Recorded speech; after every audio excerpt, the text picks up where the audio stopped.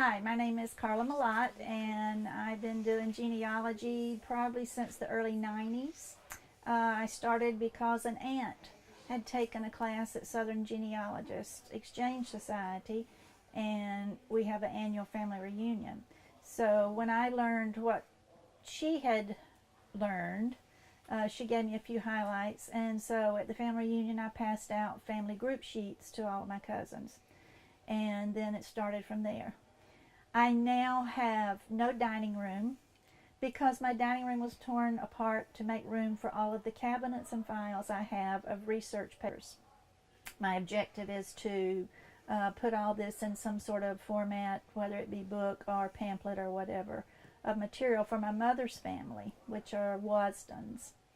It's the kind of name that whatever and wherever I find that name, I know I'm related. I just have to prove how I'm related to them. They have been here as early as 1726 in Virginia. The first paper I found for that date is a land issued by Robert Carter, who was the governor of Virginia, who was assigned by the King of England. So all of those people came from that person. That is the first person I found in the United States in 1726. Most of the family migrated south along what is now Highway 301, which was part of one of the main travel roads for the colonials as they moved from state to state. They are all farmers. There are a lot of carpenters. To this day, we have carpenters in the family.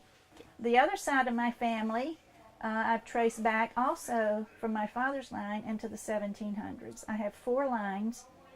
All are in the United States back into the 1700s. I can't get any of them across the ocean, but they're all obviously pioneer people. My mother's family, the Wasdens, I do have documentation of them being in England in the 1600s, but I can't connect yet. And I found one gentleman by accident. I was reviewing the 1783 census done in St. Augustine when England sold or gave the land back to Spain in Florida.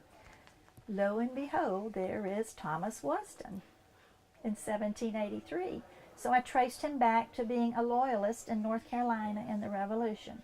Another clue that they're English. He next appears from 1783. He next appears in Georgia in 1790, having received a bounty land grant.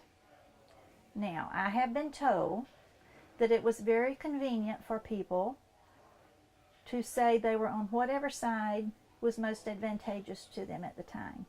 If they had known he was a loyalist, he would not have gotten that land in Georgia. He would have had to go to Canada, to the Bahamas, or back to England, like most of them did. Most of the loyalists left. But some stayed, and if he had been gone to Florida, nobody back up in Georgia knew him at that point because he had been in the Carolinas, so he could come in and get that land grant.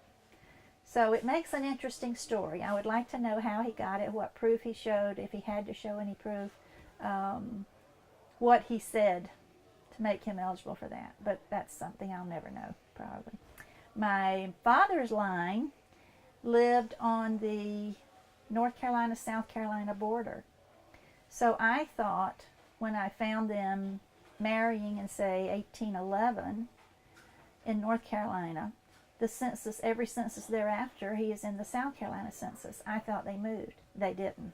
Their farm is literally on the state line. So you never can overlook sources of where to go look. You always look in the surrounding counties because the county lines and the state lines change frequently. But in this case, the farm was right there in both areas. So he didn't actually move. I suppose it's where the census taker caught him that day.